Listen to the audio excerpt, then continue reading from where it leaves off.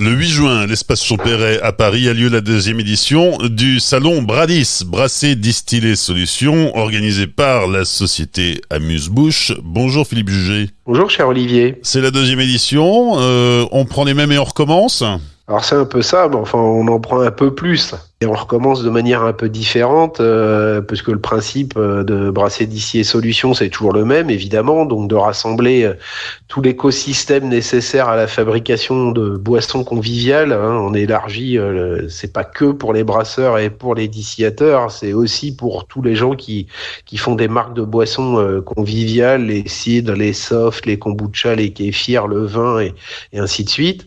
Mais je dis, on en prend un peu plus parce qu'on a un peu plus d'exposants cette année, une 60aine versus une petite 40aine sur la première édition. Et puis on a changé de lieu. On passe à l'espace Champéret, qui est un endroit un petit peu plus central et un peu plus connu pour dans l'univers des salons à Paris. Donc c'est plus facile d'accès et c'est un lieu qui est un peu plus adapté à Bradis. C'est vrai qu'on se souvient de la première édition qui avait été un petit peu compliquée. On sortait du Covid, l'événementiel n'avait pas encore tout à fait repris. Là, cette année, l'ambiance est tout autre. Le souci de la première édition de Bradis, c'est qu'on avait fait ça un vendredi et la veille d'un week-end de 3 jours. C'est ça qui avait été un peu le bazar, parce qu'effectivement pour les visiteurs, c'était pas si simple que ça de pouvoir venir. Alors venir, oui, repartir, beaucoup plus compliqué, parce que la plupart des trains étaient complets. Puis si vous veniez en voiture, vous étiez dans les bouchons, donc il y en a un certain nombre qui se sont retrouvés coincés dans les bouchons. Mais par contre, en termes de business, on a fait un petit sondage post-salon, évidemment, auprès de nos exposants. 13 millions d'euros de chiffre d'affaires sur le salon. Tout le monde a fait du business, en fait, parce que les gens qui se déplacent sur des salons professionnels comme ça, et en particulier dans l'univers de la brasserie et de la distillerie, sont des gens qui sont quand même là pour pas pour serrer des mains et boire des coups, mais véritablement qui ont des projets d'investissement ou des projets de développement, ou qui sont là à la recherche de solutions et d'idées et de prestataires. Donc non, tout le monde avait été absolument ravi par cette première édition. Je dis, c'est juste la date avait été très très mal choisie. Ça fait 20 ans que j'organise des salons. Généralement, on fait quand même vachement attention à ce genre de choses. Et alors là, va savoir pourquoi. Ça nous avait échappé ce fameux lundi dont on sait plus s'il est férié ou pas férié, mais dans les faits, il est quand même toujours férié. Donc c'était quand même un peu le bazar. Donc voilà, donc on a mis ça un jeudi. Cette année, c'est un peu plus au milieu de la semaine, et c'est évidemment beaucoup plus pratique pour faire l'aller-retour dans la journée, puisque nous, l'objectif est bien que les visiteurs puissent faire l'aller-retour dans la journée, et même pour nos exposants, aujourd'hui, être bloqué plusieurs jours en dehors de son bureau ou pas en rendez-vous clientèle, c'est de plus en plus compliqué. Donc, on s'est dit une seule journée suffit, donc c'est le jeudi 8 juin. Alors justement, parlons-en de ces exposants. Qui sont-ils ? Quelle est l'offre que le visiteur pourra découvrir sur Bradis ? Et l'idée première, je te dis, du salon, c'était de rassembler tout l'écosystème qui permet à une brasserie, à une distillerie d'exister et de produire, mais généralement donc toutes les boissons conviviales. Donc tout l'enjeu, c'est bien d'être le plus en amont possible, je vais dire, même à l'état de projet. On a des gens qui font du conseil pour monter un projet, on a des gens qui font de la formation, donc voilà, on essaye de remonter le plus en amont possible, et puis décliner jusqu'à l'aval, et donc évidemment jusqu'à la mise sur le marché du produit. Donc c'est les grandes familles qu'on connaît tous, pour monter ce genre de projet. C'est du matériel, évidemment, c'est des matières premières, bien sûr, des matières sèches, des services, de l'équipement, mais aussi des solutions. Moi, c'est toujours un peu ce que je dis, aujourd'hui, ce sont des secteurs, la machine-outil, le conseil, l'informatique, la gestion, je veux dire, on parle beaucoup de 2.0, mais le 2.0 est arrivé dans les brasseries et les distilleries, et il y a encore beaucoup d'opérateurs qui fonctionnent un petit peu à l'ancienne d'une certaine manière. Et c'est un peu le slogan de Brasser, Distiller, Solutions, et c'est bien le mot solution sur lequel on insiste dans le concept même du salon. C'est qu'un exposant, c'est plein d'idées en fait. Voilà. Et aujourd'hui, les prestataires, on les croise souvent quand on se lance, voilà, parce que on cherche un prestataire d'embouteillage, un fournisseur de bouteilles, d'alambic, de cuve et ainsi de suite, de matières premières.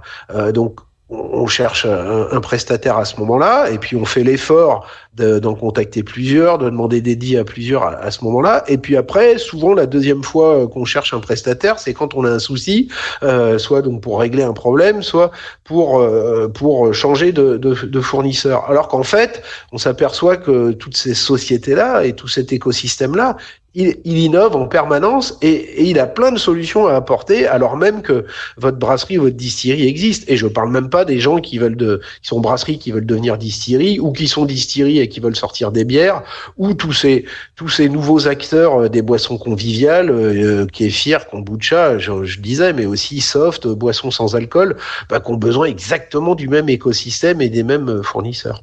Donc, le Salon Bradis ne s'adresse pas exclusivement aux brasseurs et aux distillateurs, c'est beaucoup plus large. On est dans le domaine de la boisson en général. Boisson fermentée peut-être plus spécifiquement? Fermenté, oui, bien sûr, évidemment, parce que c'est vrai que quand on parle de brasserie et quand on fait le lien entre brasserie et distillerie, et même quand je parle de kéfir, de kombucha, on est un peu dans cet univers-là, et c'est vrai que la majeure partie des fournisseurs que vous allez retrouver aujourd'hui à Bradis, c'est ça, hein, sont des gens qui sont dans cet écosystème-là de cuves, d'alambics, de bouteilles, de bouchons, d'étiquettes. Donc c'est sûr qu'on est vraiment dans cet écosystème-là. Mais j'insiste sur le fait de dire que c'est un salon des solutions et des idées, et je pense que dans le contexte d'aujourd'hui, ce qui demande un peu plus d'innovation, qui demande à être un peu plus agile, on voit bien que l'ensemble des acteurs, hein, des historiques, des plus récents ou des nouveaux, il y a un enjeu de diversification, et on est vraiment dans cette logique-là aujourd'hui avec Brasser Distiller Solutions. C'est même si vous existez depuis longtemps, même si vos business sont assis, aujourd'hui il y a cette petite part de diversification qui peut vous intéresser, hein. On voit bien la France évolue exactement au même rythme que les États-Unis, alors un peu avec un petit décalage dans le temps, mais aujourd'hui une brasserie sur 3 aux États-Unis ou une brasserie sur 4 aux États-Unis a lancé un autre produit, que ce soit un produit sans alcool, que ce soit un spiritueux distillé, que ce soit alors hard seltzer, c'est un peu moins le cas en France, et ça n'a pas pris en Europe d'une manière générale, mais on voit bien que les brasseries se sont déjà beaucoup diversifiées aux États-Unis, et c'est forcément ce qui va se passer aussi en France. Donc c'est bien pour ça qu'on a voulu mettre ces univers brasserie et distillerie au même endroit à Paris, au même moment, parce qu'on voit bien qu'il y a des ponts entre les deux, et aujourd'hui c'est même plus large que ça, puisque je dis on ouvre à l'ensemble du spectre des boissons conviviales. Si on devait synthétiser les différentes grandes familles d'exposants que l'on va retrouver sur Bradis, Philippe? C'est un peu tous les savoir-faire et les compétences techniques dont on a besoin, hein, pour lancer une marque de boisson. Donc c'est de l'équipement, c'est du matériel, et effectivement de la matière sèche, de la matière première, et j'insiste, hein, du conseil et de la solution, puisque on a quand même tout un ensemble d'exposants qui sont plutôt côté service, et donc matière grise. Et je te disais, soit en amont pour du conseil, de la gestion de projet, de la création de recettes, comme en aval pour de la gestion de stock, pour de la gestion de shed, pour la gestion de vieillissement sous bois. Bon voilà, c'est tout cet écosystème-là dont aujourd'hui on a besoin pour justement piloter son activité de production. Le Salon Bradis, c'est aussi l'occasion de se documenter grâce à différentes conférences qui sont proposées tout au long de cette journée du 8 juin. C'est vrai que chez Amuse-Bouche, nous, c'est un peu ça qu'on aime bien aussi, hein, c'est de proposer du contenu. On dit toujours, un salon, c'est un média.